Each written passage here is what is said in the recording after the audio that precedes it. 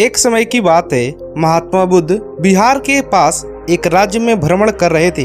तभी वहाँ के एक गांव में वह रात गुजारने के लिए रुक गए और वहाँ के लोग खूंखार डाकू अंगुलीमाल के बारे में बात कर रहे थे। तभी महात्मा बुद्ध ने उन आदमियों को बुलाकर पूछा कि भाई, आप लोग किसकी बात कर रहे हो? तब आदमियों ने बताया कि महात्मा जी, हम डाकू अंगुलीमाल के बारे में बात कर रहे हैं। तब महात्मा जी ने पूछा, अंगुलीमाल कौन है? तब उत्तर में उन आदमियों ने कहा कि महात्मा जी, वो बहुत ही खूंखार आदमी है जिसने अभी तक कई लोगों को मार दिया है और हमेशा हम लोग दहशत में रहते हैं। वह डाकू उसके इलाके में जाने वाले राहगीरों को लूटता है और यहीं पर उसका खूंखारपन खत्म नहीं होता। वह लोगों के उंगलियों को काट लेता है और फिर उनकी माला बनाकर अपने गले में पहनता है। तब महात्मा बुद्ध ने बड़ी सहनशीलता से पूछा कि अंगुलीमाल डाकू कहाँ मिलेगा?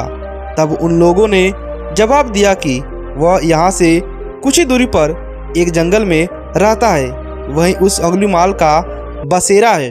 तब महात्मा बुद्ध ने कहा कि ठीक है और अपने शिष्यों को बोला कि तुम सब अब यहाँ विश्राम करो, कल सुबह होते ही हमें जल्दी निकलना है।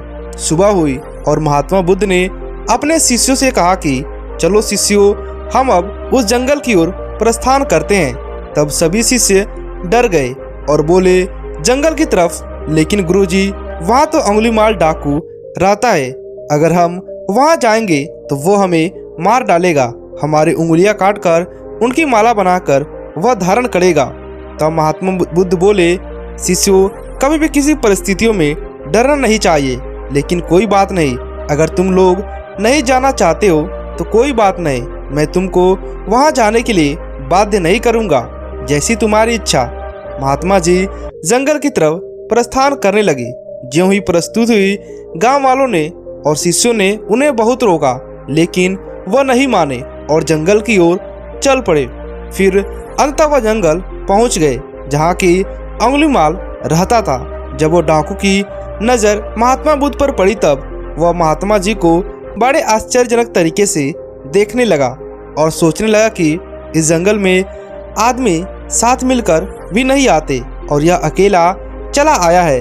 तब उसने महात्मा जी से पूछा कि तुम कौन हो?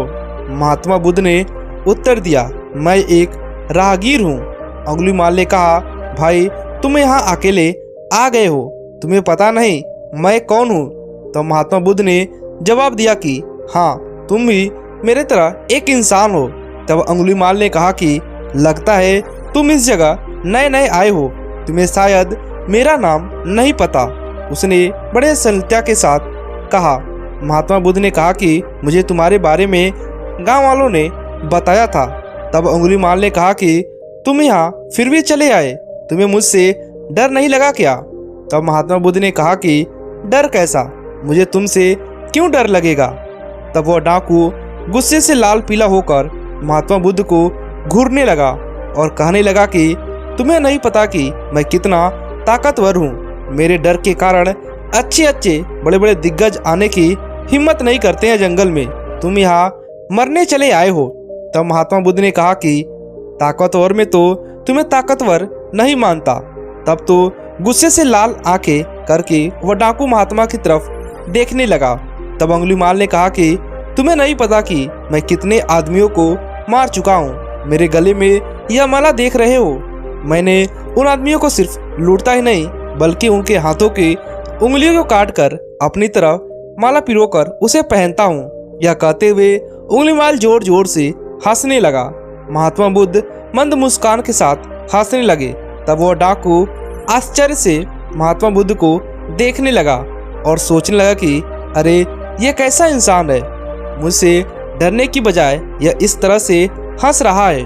तब अंगुलीमाल ने कहा कि लगता है तुम्हारा मानसिक संतुलन ठीक नहीं है, यह सुनकर तुम्हें सदमा लग गया है। महात्मा बुद्ध ने कहा कि मुझे कोई भी सदमा नहीं लगा है और न मेरा मानसिक संतुलन खराब है। अंगुलीमाल ने कहा, तुम्हें मुझे जैसे ताकतवर डाकू से डर नहीं लग रहा और यह सब सुनकर भी तुम मेरे सामने खड़े हो, यह उससे भी ज़्यादा आश्चर्य की बात है। तब महात्मा बुद्ध ने कहा कि कौन ताकतवर? तुम तो मुझे सबसे ज्यादा डरपोक लगते हो। इतना सुनते ही अंगुलीमाल क्रोध से तिलमिला उठा और उसने अपनी तलवार निकाल ली और महात्मा जी के गले पर लगा दी। तब महात्मा बुद्ध ने कहा कि मेरी बात सुनो। उसने बोला, जल्दी बोलो, अब मैं तेरे मुख से और कुछ नहीं सुनना चाहता हूँ। अरे भाई, अगर तुम सच में ताकतवर हो तो तुम सिद्ध करो, तब मैं मानूंगा, गौतम बुद्ध ने उससे कहा। उसके बाद अंगुलीमाल ने कहा कि अच्छा, बता मुझे क्या करना होगा अपने ताकत को सिद्ध करने के लिए। तब महात्मा बुद्ध ने कहा कि तुम्हें वो पेड़ दिख रहा है? अंगुलीमाल ने कहा, हाँ दिख रहा है। तो क्या करना है उस पेड़ का? नीचे गिराना है? महात्मा बुद्ध ने कहा कि नहीं, तुम्हें सिर्फ उस पेड़ के 10 पत्ते तोड़कर लाने हैं। इतना सुनकर अंगुलीमाल जोर जोर से हंसने लगा और हंसते हंसते पेड़ के पत्ते तोड़ डाला और महात्मा बुद्ध को देने लगा।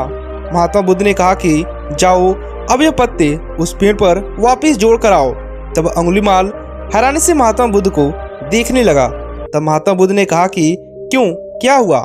जाओ, जोड़ कर आओ इन पत्तों को। तब अंगुलीमाल बोला कि यह कैसे हो सकता है? एक बार कोई चीज टूट जाए वो वापस कैसे जुड़ सकती है? तब महात्मा बुद्ध बोले, क्यों, तुम तो बहुत ताकतवर हो ना, फिर तुम इन पत्तों को क्यों नहीं जोड़ सकते? मैं तुम्हें जब भी ताकतवर मानूंगा जब तुम इस पत्ते को वापस पेड़ में जोड़ दोगे, नहीं तो तुम डरपोक हो। मेरी नज़र में असली ताकतवर तो वह होता है जो टूटी हुई चीजें जोड़ देता है। जो चीजें तोड़ सके और जोड़ न सके वह ताकतवर नहीं बल्कि एक डरपोक है।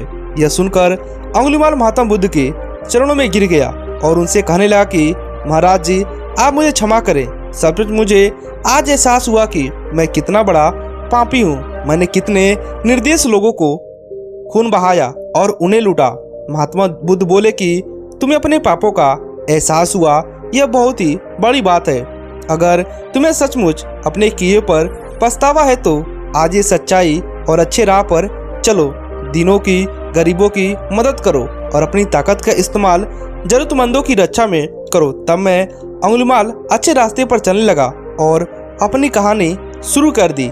इस तरह से महात्मा बुद्ध ने एक डाकू, खूंखार व्यक्ति को जो सरेआम कत्ल करता था, लोगों को लूटता था, उनकी उंगलियों को काटकर माला बनाता था, उसके जीवन में उन्होंने एक ऐसा अध्याय छोड़ा कि वो पूरी तरह से परिवर्तित हो गया। दोस्तों, इस कहानी का निष्कर्ष ये है कि खूंखार डाकू और महात्मा बुद्ध की आत्मविश्वास भरी मुकाबले के बीच एक अंतर था।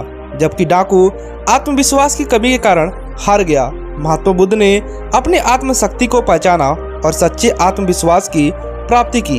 हमें याद रखना चाहिए कि जीवन की हर मुश्किल से लड़ने के लिए आत्मविश्वास हमारे महत्वपूर्ण उपकरण होते हैं। हमारी जीत या हार आत्मविश्वास पर निर्भर करती है और जब हम सही तरीके से आत्मविश्वास को समझते हैं और उसे विकसित करते हैं तो हम सचमुच अपारतंत्रिक हो जाते हैं। तो अगर आपको भी ये वीडियो पसंद आए तो आप वीडियो को लाइक कर सकते हैं। बाकी दोस्तों, आप इस वीडियो के बारे में क्या कहना चाहते हैं यह भी हमको बताएं। और दोस्तों, 3 सवाल हैं जो गौतम बुद्ध के बारे में लोग पूछते हैं और गौतम बुद्ध ने बहुत ही आसानी के साथ उसका जवाब दिया है।